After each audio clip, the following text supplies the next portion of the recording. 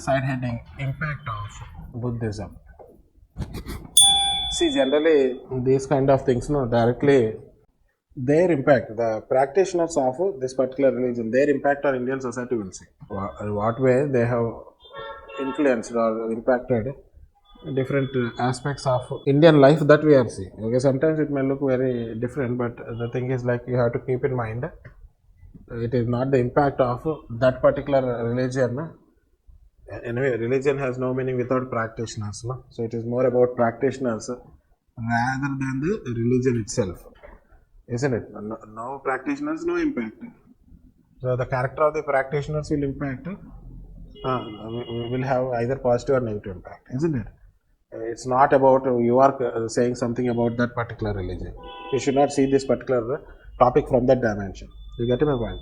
In such way, like in different books, they have given for particularly non-indigenous religions some strong ways also, but you should not take it as a criticism of the religion. That is what I am saying. It is the impact of practitioners of those religion on the society. That we have to see it from that dimension only. By the way, who gave Buddhism? Buddhism was founded by King Siddhartha, who right from his childhood had a humanistic outlook. Buddhism originated in India and spread to different parts of Asia. The intensity of this religion is more in far eastern countries or eastern countries than in India. Impact on social life. Buddhism came into existence against Brahmanical supremacy, purity and impurity concept, superiority and inferiority, hierarchical nature of caste system. They are against untouchability, discrimination, expensive mantras, yajnas, yagas, homas. They are also against expensive sacrificial rituals. They also opposed hereditary holiness of Brahmins. They promoted equality, and therefore a number of lower caste embraced Buddhism. Buddhism focused more on spiritualism. It also focused more on this world rather than other world. That means it focused more on this worldliness rather than otherworldliness. According to Buddhism, man is the architect of his own destiny.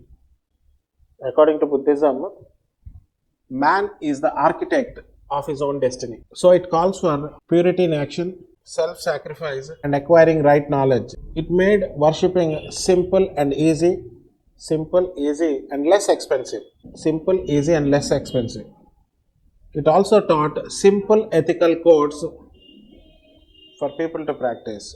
Selecting the right optional subject for the UPSC exam can be a daunting task, especially if you're aiming to succeed on your first attempt. But what if there's a crucial element that could make all the difference? That element is continuous answer writing practice at Vijetha IAS Academy.